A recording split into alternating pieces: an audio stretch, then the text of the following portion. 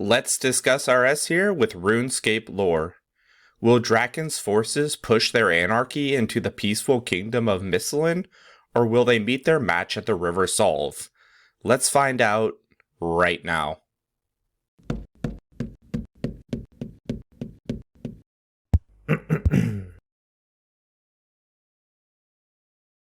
Hey friends, so in the last episode we saw the rapid decline and deterioration of the once lush environments of the Hollowlands under the Iron Fist rule of Lord Drakan. All forms of foul beasts encroached the areas now as the region was swallowed by darkness. The people weren't off any better, as we learned of their bleak existence inside the sanguinesty confines, just fighting for survival in between the constant blood ties. Hope had been on the horizon though, as a band of brothers came together, all of whom possessed ungodly prowess in combat, decimating all who challenged them. That is, until the Majoras Sliski brought them to their knees, to the reality of their death. So, what forces will rise up once again to challenge Drakan and his allies? And what events will shape this era in history? Let's find out. So, for the first 1,000 years or so of the Fourth Age, Drakan's rule of Morytania was largely unchanged, as blood farming grew in consistency and efficiency, and any opposition was snuffed out. It wasn't until approximately 1100 that Drakan honed in his sights on Misthalin, a recently founded kingdom bordering Morytania, after a few attempts to expand his empire into the Caridian desert proved ineffective.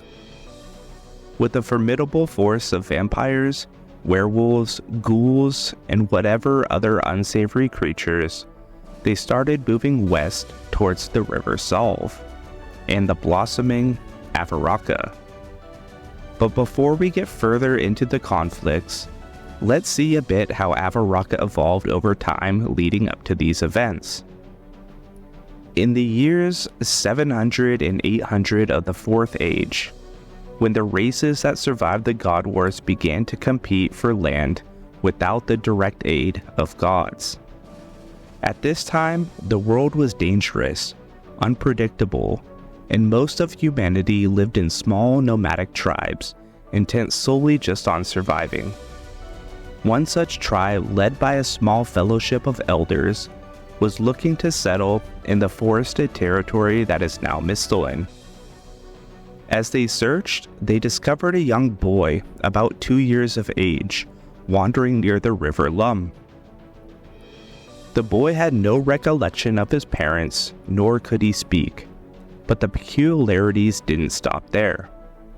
The boy stood over a foot taller than most kids his age, and seemed to have an air of fortune and strength about him, to have survived his situation up to this point.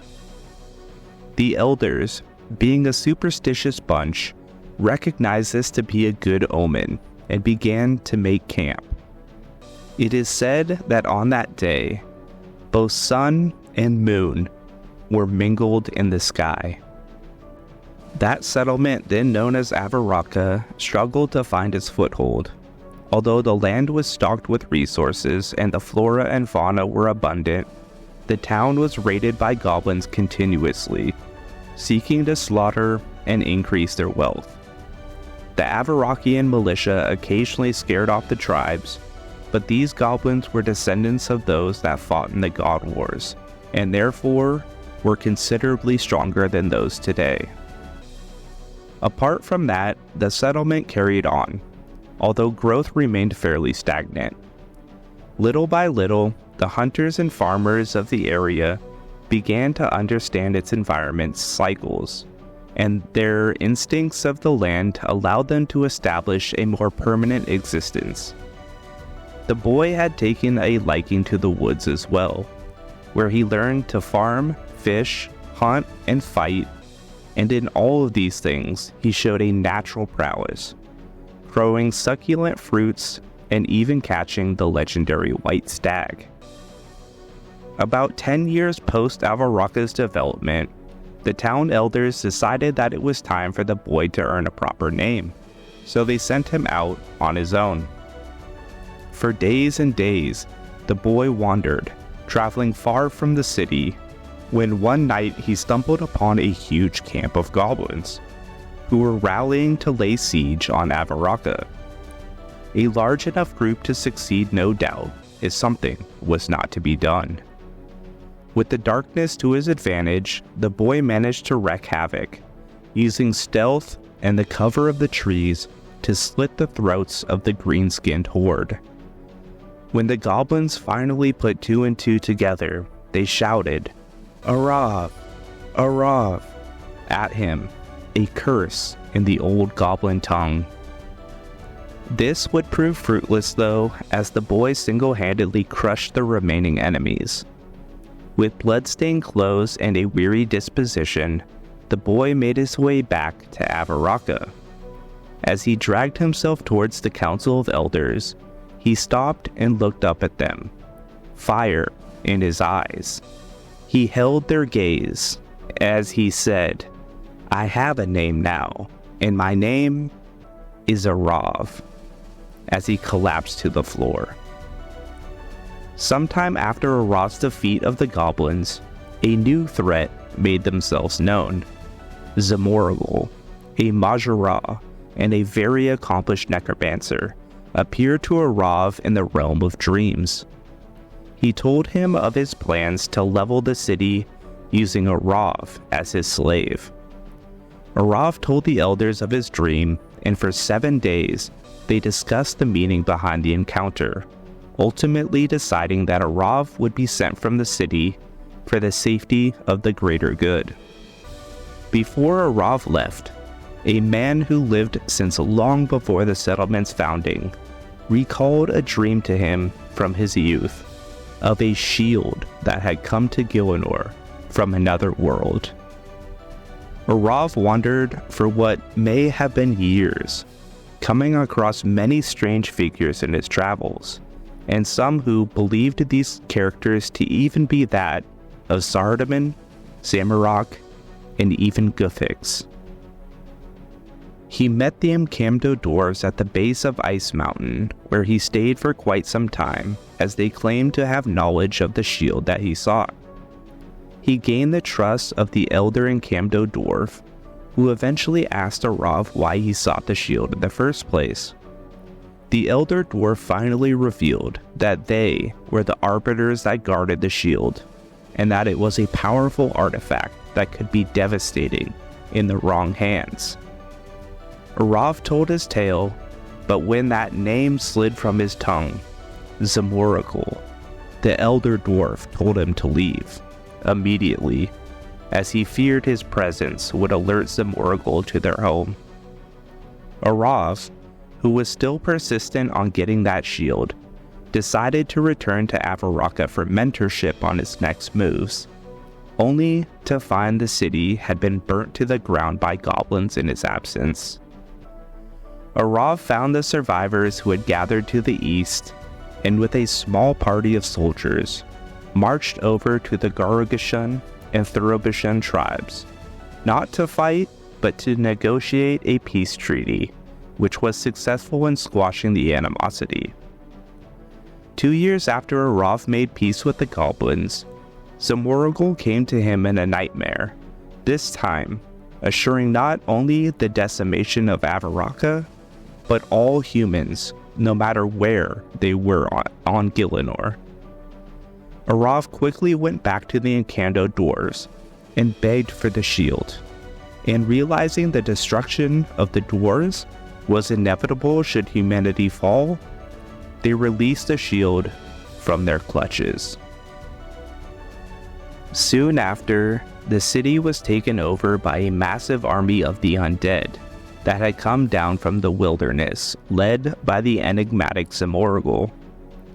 As the city was being ravaged and overrun, Arav squared off against the Majara, taking him head-on in the central hub, where he managed to narrowly defeat him with the help of the awesome powers of the shield.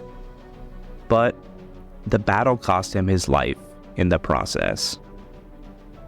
In relation to all of this, the overall battle was still difficult to win. The aid of the Amcamdo dwarves was a decisive factor in turning the tides for Avaraka. Following all of these events, the city remained in relative peace for quite some time, growing and becoming the capital of the developing nation of Misthalin. After Zamorgul's defeat, Avaraka's government changed from an oligarchy to a monarchy and hailed a more organized government system, enabling the establishment of a rough feudal system in the organization of fiefdoms. So guys, we are now caught up on the timeline to the point of our main topic, the first battle of the Salve. In an ancient tome found in the depths of the Paterdomus Temple Library, first accessed in the aid of the Myarchy quest, titled The Sleeping Seven, recounts the lead-up to the confrontation between the forces of good and evil. It reads, "The darkness which his dark self brought with him at that time writhed through Hallowvale and wrought its way ever onwards into Misthalin. Though many men did slow its passage to what is now called Varrock, none did manage to halt its progress proper, and many brave warriors so employed did die a most painful and lingering death. Fearing the darkness would sweep Saradomin's glory from the land, some odd collection of priestly advocates and pious followers of brave virtue stood forwards to steal the hearts of the village fighters and town militias, the last defense against the evil now fresh from Hallowvale, and from that time till now called Morytania. This collection of priestly valor did cast Saradomin's blessing upon the untrained and fearful fighters of Varrock and those of her outside villages. This did raise bravery, courage, and righteousness in the hearts of these brave young Misthalin knights. At long last it came the time that the rabble of the Misthalin defense started to bite, and the tide of evil from Morytania became smashed and torn on their pikes and their staves. All caught courage from the 7 priestly warriors whose names shall be disgorged forthwith. Iriandel Castellin, a true leader of the Holy Seven, though rarely ever a footfall in front of Ivandis, who was ever eager to smash the evil and force the tide back into Morytania. Saul Dunnigan of Edgeville, a pious yet brutal man, when wielding his mace led many fighters on skirmishes to keep the evil from spreading and outflanking the group. Friar Twiblick of Tavaly, a devout man of worship whose brave talks and uncommon speeches raised the spirits and abilities of men above that of mortals, so they fought as though Guthix himself were at their side, redressing the balance that his dark self had spoiled. Derrigal Templeton of Falador, a great oak of a man, so well imbued with Saradomin's will and martial ability that he fair commanded people's respect and admiration, and they eagerly followed him into battle. His booming voice rallied men in times of fierce fighting, this allowing them to regroup and focus their brutal, savage violence and force capitulation from the writhing, cowardly evil hordes. Ivandis Seergaze of Lumbridge, a deft and well-skilled man of unusual appearance. He held the most bizarre control over some powerful minions of Drakan's horde. A rod or staff helped imbue him with such power. Then with the aid of Guthix serum, he would turn the vile entity, oftentimes destroying the creature instantly, or reverting it to an original incarnation, or worst of all, enraging it greatly, much to the chagrin of his holy brothers. Erisail, the pious of Rimington, a woman of such noble and just nature that she commanded the will of the Misthalin fighters high and right, ever at the front of battle, displaying courage and aiding those in need. Essiander, Gar of Draenor, a fearless woman even at such a worthy age. It was said that her indignation at the evil scourge was enough to make the most cowardly of men in her ranks act like lions in the fiercest fighting. The 7 priestly warriors, with the divine inspiration of their guiding light, the purveyor of truth and justice, Saradomin, started pushing back the forces of Drakan. With the warriors on the front lines leading by example through courage and unwavering discipline, they reached the River Salve, the final scenario to lock Drakan into Morytania for good. The text of the Sleeping Seven continues as we come to its conclusion. It reads, And with these 7 priestly warriors altogether committed to this act, they brought the furious intent of Saradomin's will and forced the evil tide from Morytania back into those very same dark lands. The fighting became fiercest at Silveria, and they stood side by side to prevent the evil from entering Misthalin again. The very spot where Paterdomus now stands is near the final battleground for the saving of Misthalin. The temple stands even now as a contentious reminder to those evil minions who would seek to wreak havoc in the land of Saradomin. As the priestly brothers and sisters fought on, some of them cast blessings into the salve and sealed it in the vengeful power of Saradomin, who would act as Misthalin's guard against his dark self. Upon this foundation of holy power, Paterdomus was built. Within its holy eminence, the saintly remains of those 7 priestly warriors, it is believed, now rest, though there is some discord about one such burial. It was through happenstance that the author became aware of a document, which I shall herein duplicate without any additions or omissions. Now, as it reads in that final portion of the text, that these 7 priestly warriors cast blessings upon the River Salve and sealed it in the vengeful power of Saradomin before passing away. And yes, in essence, that is true. It is a place of Saradomin's influence, and a resounding reminder of the glorious time of peace for the kingdom of Misthalin. But the author of the Sleeping Seven does omit of a document, one such written by the only remaining survivor of the battle, one Ivindis Sirges. Ivindis paints a very different outcome when sealing the River Salve, one not of Saradomin's grace, but instead using Lord Drakan's own powers against him, sealing the barrier on the banks of the Salve with blood magic. In the quest, River of Blood, we can come across the final etchings of Sirges. In the book titled Blood of the Covenant, it reads, To reach this place has taken a toll on my brothers and sisters, but now we stand before the Salve. We find ourselves invigorated. The purity of its water shall wash away all sin and separate us from all the beasts beyond for all time. Brother Twiblick has begun preparation for the blood ritual, entrusted to the Temple Knight by Saradomin himself, even in spite of his unjust eviction from our midst. Sister Sandar stands vigilant in an old abandoned watchtower, looking out across the river and also back along the valley through which we had to pass on our journey here. Our enemies could come from either side, and once the ritual is started, they will no doubt make their presence known. We have perhaps a day or two to be ready for them.